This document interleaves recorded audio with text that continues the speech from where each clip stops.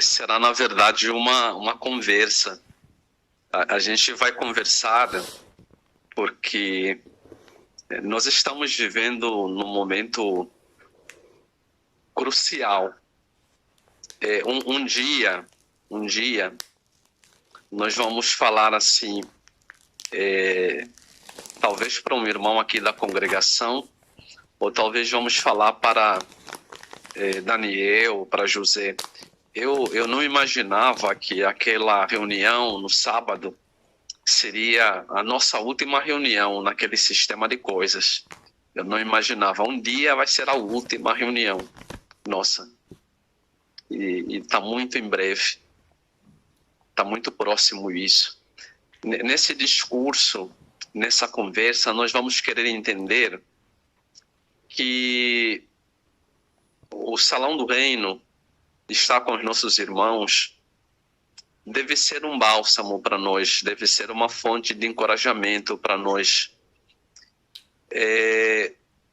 Quando a gente olha para os irmãos, por exemplo, a gente olha para os irmãos daqui da frente, a gente vê os irmãos engravatados,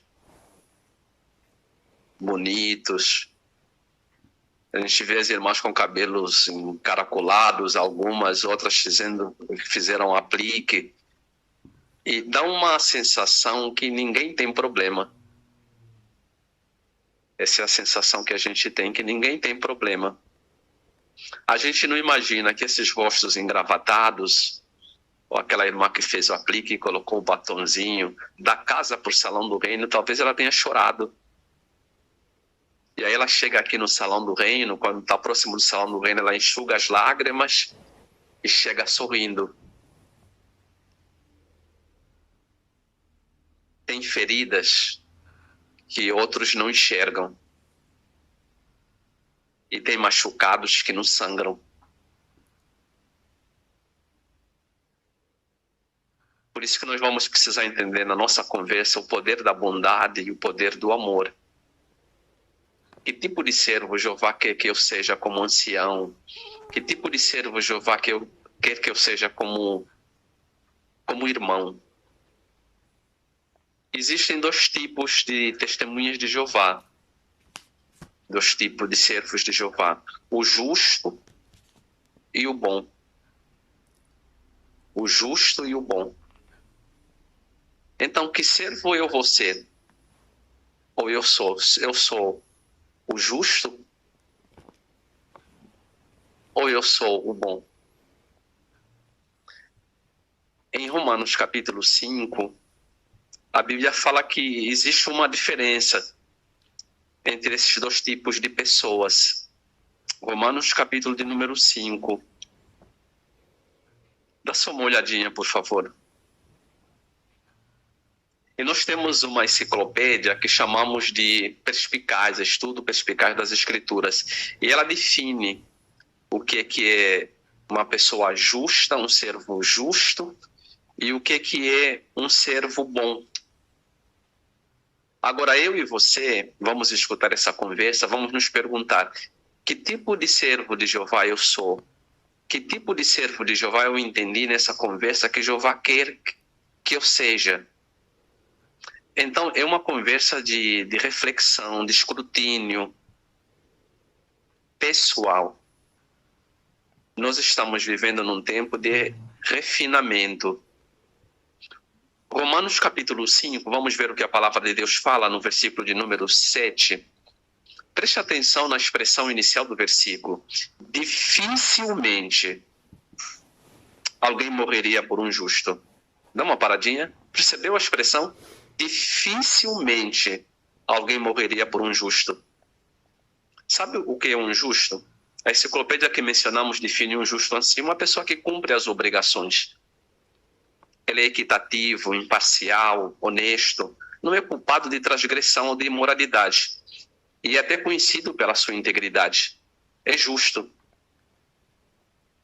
Mas dificilmente alguém morre por uma pessoa assim, que é equitativo, imparcial, não é culpado. Ele cumpre as obrigações e é conhecido pela sua integridade. Dificilmente alguém morre por uma pessoa assim. Vamos para a segunda sentença do versículo. A Bíblia fala assim: embora por um homem bom, alguém talvez se atreva a morrer. Oh! Conseguiu perceber a superioridade? Por um homem bom, alguém talvez se atreva a morrer. Que tipo de servo de Jeová eu sou? Justo ou bom? Para ser justo, a pessoa não precisa ser bom. Quer dizer, uma pessoa pode ser justa e não ser boa. Não ser bom. Qual é a definição do bom? O bom é praticamente a definição do justo com um detalhe. Então, a pessoa boa, ele cumpre com as obrigações, ele é equitativo, é imparcial. A diferença é que ele mostra consideração. Ele vai além do que a justiça exige. Conseguimos entender, então, ponto? A pessoa, para ser boa, precisa ser justa. A pessoa, para ser justa, pode ser justa e não ser bom. O justo faz assim. Ele, quando vai resolver uma coisa, ele é insistente. Talvez ele diga assim, olha, mas o procedimento diz isso. O bom faz o que a Bíblia diz aqui em 1 de João, no capítulo de número 3. E nós vamos começar a falar sobre a primeira pessoa boa, que logicamente ele é justo, Jeová.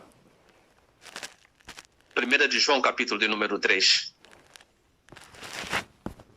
Os versículos de número 19 e 20. Repare só como a pessoa boa mostra consideração. Versículos de número 19 e 20 diz assim: por meio disso saberemos que nos originamos da verdade e tranquilizaremos o nosso coração diante dele. Aqui vale a pena fazermos uma reflexão, porque nós encontramos uma expressão do grego, quando fala assim, nos originamos da verdade e tranquilizaremos. No tranquilizaremos tem um asterisco para expressar literalmente o que significa no grego. E aí fala assim, persuadiremos, convenceremos. Tranquilizar seria persuadir, convencer. O que é que nós precisamos persuadir ou convencer? Às vezes nós precisamos persuadir ou convencer nosso coração de que a gente não é do jeito que os outros falam de nós. Às vezes as pessoas, às vezes até a família, não fala verdades a teu respeito. É por isso que às vezes nós nos achamos um lixo ou um ninguém. Porque se fala em verdades a nosso respeito. O que esse versículo está mencionando? Se alguém te acha um lixo, um ninguém, um insignificante, não acredite. Não acredite. Em Mateus capítulo 11 se menciona que se falava em verdades sobre Jesus. O chamaram de endemoniado, come com pecadores, uma expressão no grego que era uma expressão de desprezo, filho de cobrador de imposto. Nesse capítulo que mencionamos, Mateus 11, Jesus fala assim para as pessoas: a sabedoria é provada justa pelas suas ações. Mateus 11, 19. O que Jesus queria dizer? Jesus queria dizer, essa enciclopédia que temos, que chamamos de Perspicaz, explica assim, dois aspectos, duas nuances. O primeiro, Jesus queria dizer assim, quando fala sabedoria provada justa pelas suas ações. Jesus estava dizendo assim, olha, quem me conhece sabe quem eu sou. E quem é que conhecia Jesus? Também, Jeová. Então, por que você tem que tranquilizar, persuadir ou convencer seu coração? Porque quem te conhece sabe quem você é. E quem é que nos conhece tão plenamente? Jeová.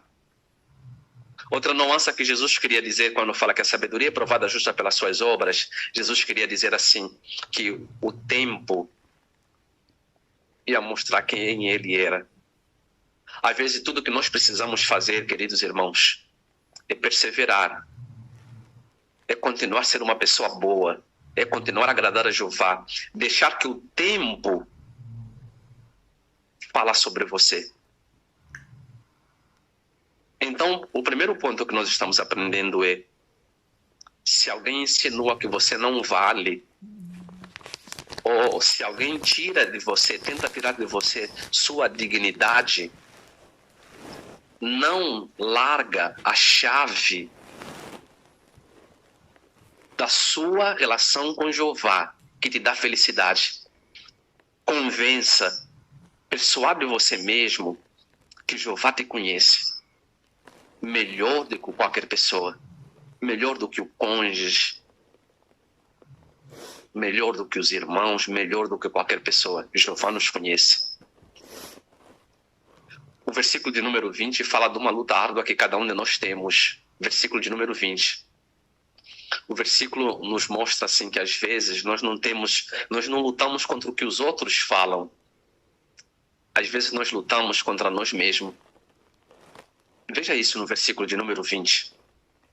Sempre que o nosso coração nos condenar, dá uma paradinha, quem é que nos condena mesmo? Segundo esse versículo, às vezes, nosso coração. Uma testemunha de Jeová falou assim para um ancião, para irmãos que tomam a dianteira na congregação da Testemunha de Jeová: eu vou para o salão do reino, eu vou para as reuniões, eu não falto, eu vou para o serviço de campo, mas eu sei que não vou viver no paraíso. Ela estava se condenando. Às vezes quem nos condena somos nós mesmos. E por que isso acontece? Por que nós nos condenamos? Por que nós às vezes nos achamos um nada, um ninguém? O versículo continua dizendo: porque Deus é maior do que o nosso coração e sabe todas as coisas. Por que às vezes nós nos condenamos? Quando Jeová nos olha assim, como se estivéssemos numa floresta. E Jeová não olha só para uma árvore, ele olha para a floresta inteira. Jeová sabe que outras árvores influenciaram aquela árvore. Jeová sabe que o solo, o vento, influencia aquela árvore. Então, o que nós estamos aprendendo? Quando Jeová nos enxerga, Jeová enxerga o que nós não conseguimos perceber. Como a genética, o DNA, influencia nossas ações. Jeová enxerga isso. Por enxergar isso, Jeová consegue enxergá-la e olhar como seria esse meu servo de Jeová no paraíso. Quando a genética da imperfeição não influenciar mais, Jeová consegue nos enxergar perfeito. Que Deus bom! Que Deus bom! Jeová também consegue enxergar como é que foi nossa infância. Como a criação, algumas pessoas foram criadas em famílias que ouviram seus pais, ou aqueles que deviam ser protetor, dizer que não valem nada. Adultos, como é que essas pessoas são? Cresceram com sentimentos de insegurança, de inutilidade, de baixa estima. O meio em que foram criados, as cicatrizes de sua infância, os traumas que carregam na vida, influenciam o que eles são hoje. Quem é que sabe disso? Jeová. Uma testemunha de Jeová, jovem, falou para 2 anciãos assim: irmãos, eu nunca vou chamar Jeová de pai. Eu nunca vou chamar Jeová de pai, disse a testemunha de Jeová. Aqueles anciãos tinham 2 escolhas. Primeiro, ser justo ou ser bom. Se fossem injustos, eles começariam a dar bronca naquela irmã. Como assim? Você não vai chamar Jeová de pai? Olha o que a Bíblia diz. Se eles fizessem isso, eles estariam sendo justos. E nesse ponto, nós queremos dar uma paradinha para falarmos o seguinte, irmãos. Antes de falar com uma pessoa, é isso que nós queremos aprender dessa conversa. Sempre se lembra disso. Que tem coisas a respeito do nosso irmão que nós não sabemos. E talvez nós nunca vamos saber. Tem cicatrizes que os nossos irmãos carregam que nós nunca vamos descobrir. E talvez vão desaparecer só no paraíso. Antes de se dirigir a uma pessoa, a gente precisa se lembrar disso. A gente precisa se lembrar que o mundo machuca demais os nossos irmãos. E já basta o que o mundo faz. A gente precisa ter cuidado para não machucar os irmãos assim como o mundo já faz. Já basta o que o mundo faz. Então aqueles 2 anciãos eram bons, não justos. Olharam para a irmã e perguntaram: como você gostaria de chamar Jeová? Ela respondeu: de amigo, pode ser? Perguntou para o ancião. De amigo, pode ser? Ou de Deus, pode ser? Os irmãos falaram: se você chamar Jeová de amigo, se você chamar Jeová de Deus, ele vai ficar muito feliz. Sabe qual foi a reação de nossa querida irmã? Começou a chorar. Começou a chorar. Eu vou resumir. Ela se sentiu à vontade de contar para os anciãos, porque ela não conseguia chamar Jeová de pai. Quando criança, foi abusada sexualmente pelo seu próprio pai. A ideia de chamar Jeová de pai o acometia, lembrar do pai dela. Ele disse: Jeová não pode ser pai. O pai que faz isso com uma filha. Antes de falarmos com uma pessoa, se lembra, tem cicatrizes que nós nunca vamos saber que os nossos irmãos carregam. Precisamos ser um homem bom. E a pessoa boa, o segundo ponto que nós queremos aprender, que imita o Pai Celestial Jeová, nós notamos isso no caso de um servo de Jeová chamado Josafá. Dá só uma olhadinha, por favor, em 2 de Crônicas. Veja que esse servo de Jeová chamado Josafá, ele cometeu erros. E repetiu o mesmo erro pelo menos 2 vezes. Primeiro, ele se aliou a um iníquo chamado Acabe, um rei iníquo chamado Acabe. Depois, ele se tornou sócio de um rei chamado Acasias. Jeová não se agradou do que ele fez. A empresa de construção de navio que ele havia se associado no Golfo de Aquebá, como desaprovação, Jeová permitiu que os navios naufragassem. Vamos resumir o que nós queremos destacar. 2 de Crônicas, capítulo 20. Esse homem que falamos, que se aliou ao iníquo Acabe, se tornou sócio do rei Acasias, Jeová desaprovou, morreu. E agora Jeová está falando dele, no capítulo 20, no versículo de número 32. No 31, nós percebemos que Jeová está falando dele quando diz Josafá. No 32, ele diz: e ele andava no caminho de Asa, seu pai, não se desviou dele e fez o que era certo aos olhos de Jeová. Oh! Se o irmão está acompanhando a conversa, provavelmente está se perguntando: irmão, não entendi. O irmão não acabou de falar que Josafá repetiu o mesmo erro 2 vezes? E como Jeová agora está falando dele? Que Josafá andava no caminho de Asa, seu pai, não se desviou dele. Jeová é uma pessoa boa. Sabe o que uma pessoa boa faz? Como Jeová? Sabe o que Jeová decidiu fazer? Jeová decidiu esquecer do que ele decidiu esquecer. Jeová esqueceu dos erros, não levando em conta os erros de Josafá. O ser humano não tem essa capacidade. O ser humano se esquece do que devia lembrar e o ser humano se lembra do que devia esquecer. Jeová não é assim. Jeová se esquece do que ele decide esquecer. E ele se lembra do que ele quer se lembrar. O que Jeová quis se lembrar? Do bem que esse servo seu fez. Então, quando Jeová olha para os seus servos, até aqueles que cometeram pecados, alguns servos de Jeová estão afastados por causa de pecados que cometeram.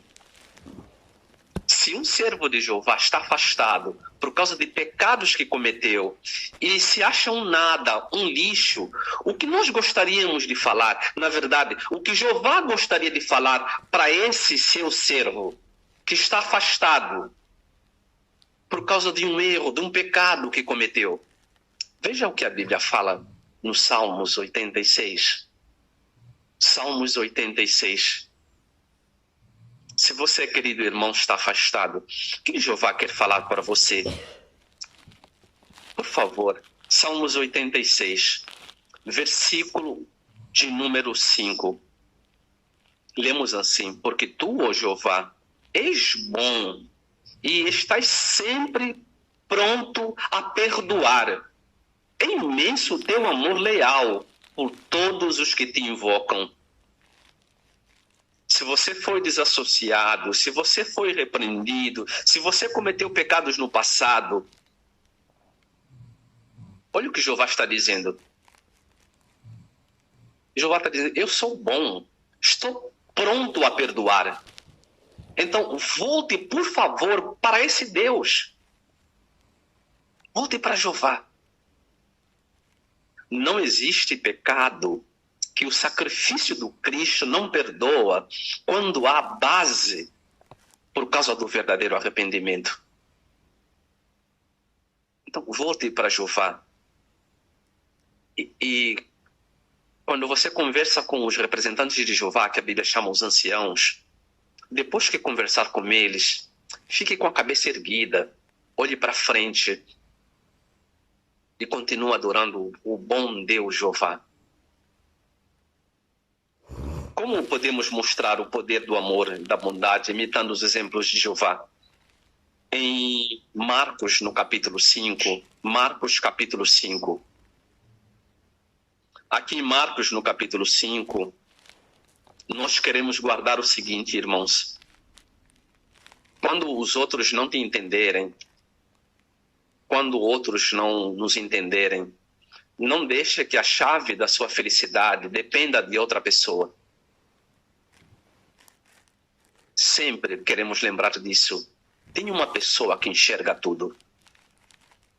Olha como a Bíblia nos ensina isso no relato de Marcos, capítulo 5. Os versículos em extensão são os versículos 25 a 34. Nós não vamos ler. Mas do que está se falando aqui esse versículo? Vamos ler apenas um versículo. Você vai perceber que se fala de uma mulher que tinha 12 longos anos de perda de sangue. Talvez as taxas da hemoglobina dessa mulher estivessem muito baixas. Imagina, perdia sangue por 12 anos. Ela já tinha ido na UPA, no HGU, já tinha ido fazer exames. A Bíblia diz que ela perdeu tudo que ela tinha de dinheiro. Havia gastado tudo. Um dia, ela fez algo que a lei de Deus dizia para não fazer. Provavelmente desesperada. Ela se colocou no meio de uma multidão, porque soube que Jesus estaria lá.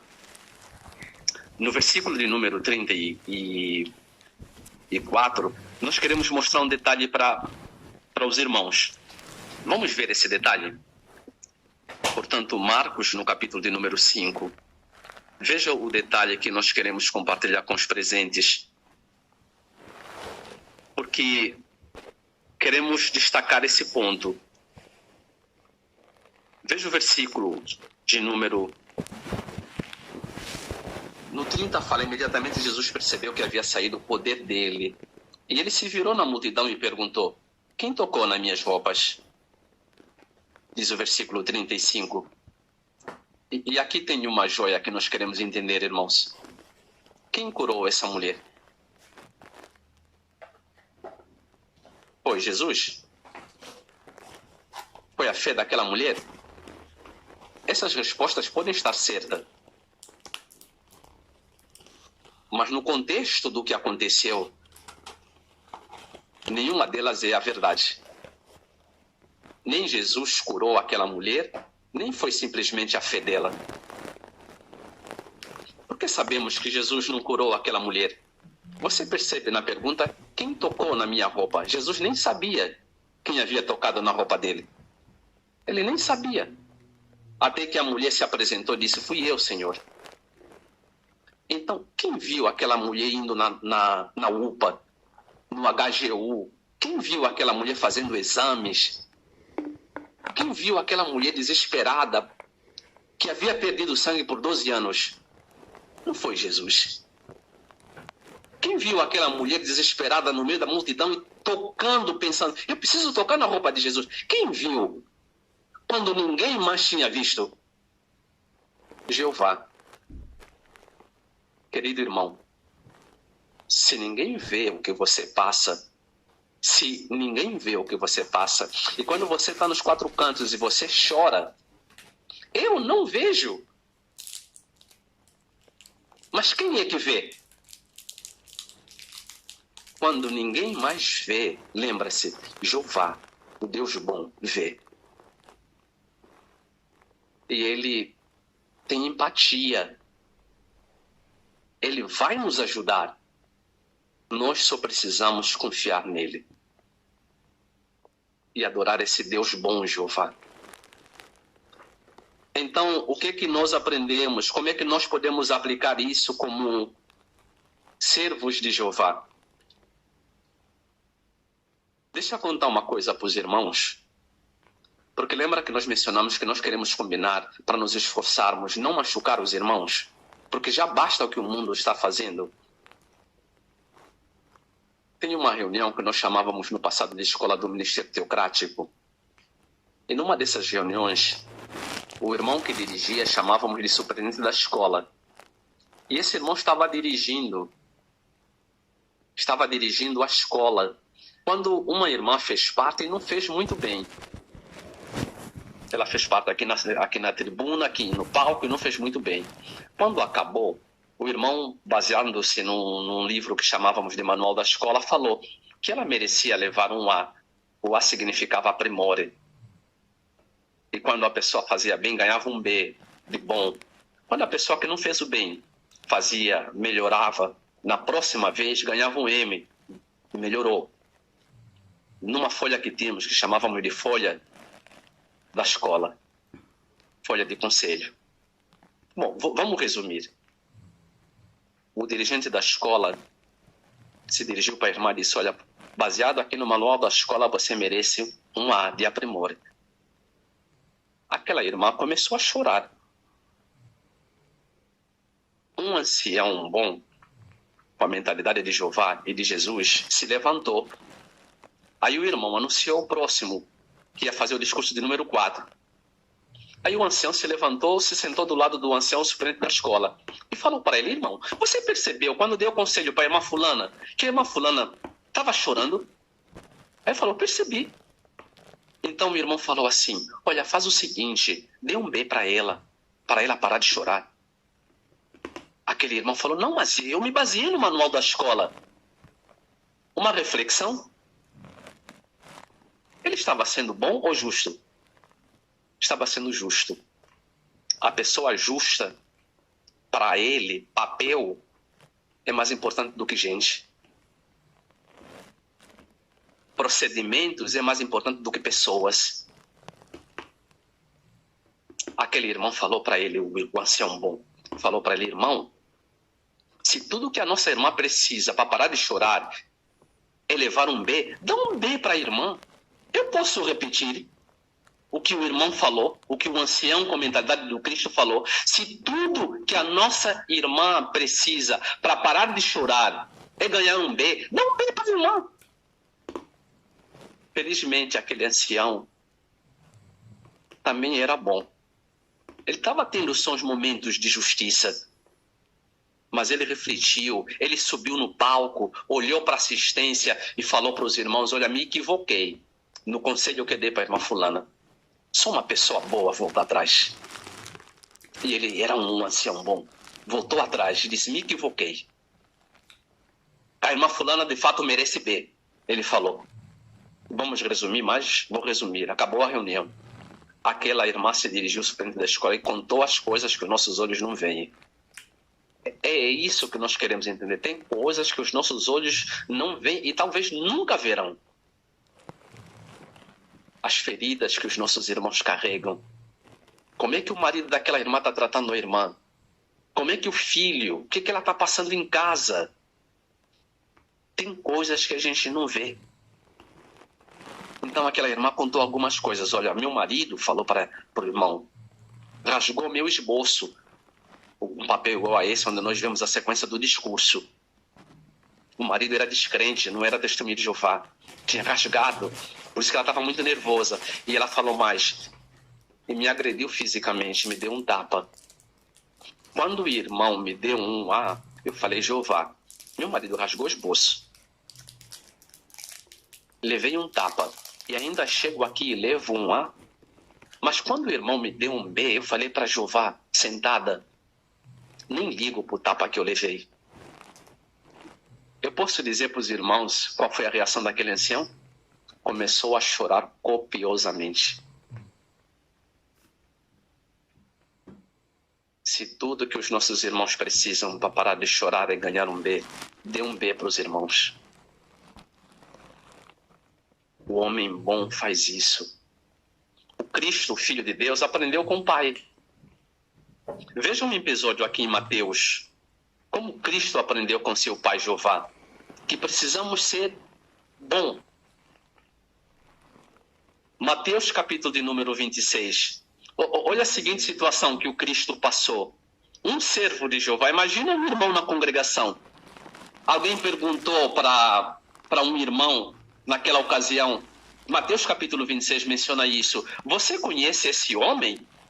Sabe qual foi a resposta dele? Ele falou: nunca vi esse homem, nem mais magro, nem mais gordo. Você nunca viu esse homem? Perguntaram de novo para ele. Ele falou: nunca vi, nem mais gordo, nem mais magro. De quem estavam perguntando? De Jesus. Eles iam no salão do reino juntos. Eles iam para a pregação juntos. Você já teve que lidar com a decepção? Com a frustração de cometer um pecado? Mateus capítulo 26 fala que esse foi o sentimento desse servo de Jeová.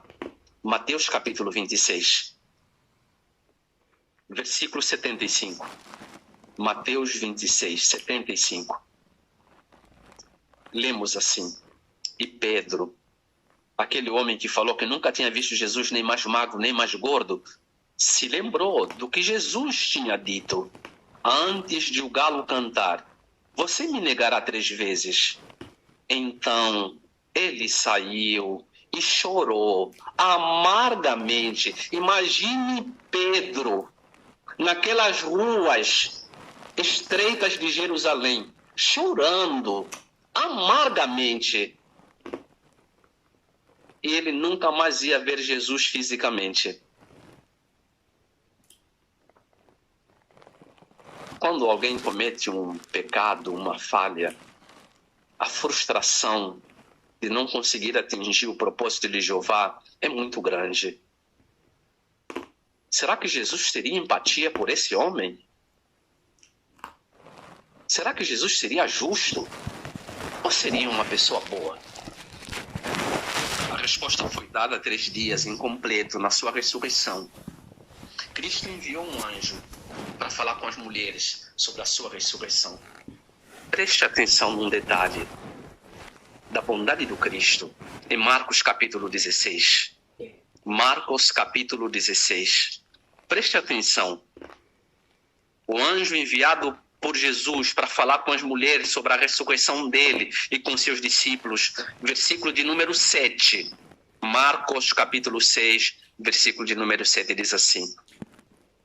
O anjo disse assim: agora vão, digam aos discípulos dele e a Pedro, ele está indo adiante de vocês para a Galileia. Ali o verão, assim como ele lhes disse. Você prestou atenção? Jesus tinha discípulos como Marcos. Jesus tinha discípulo como Mateus. Quem foi o único discípulo que Jesus Cristo mencionou por nome? Pedro. Foi de propósito. Foi de propósito. Jesus imaginou a frustração de Pedro de ter falhado, a dor que ele estava passando. Quando alguém peca, a pessoa sente uma desolação. Quando estiver lidando com uma pessoa assim, tenha compaixão, trate com dignidade, imite o Cristo.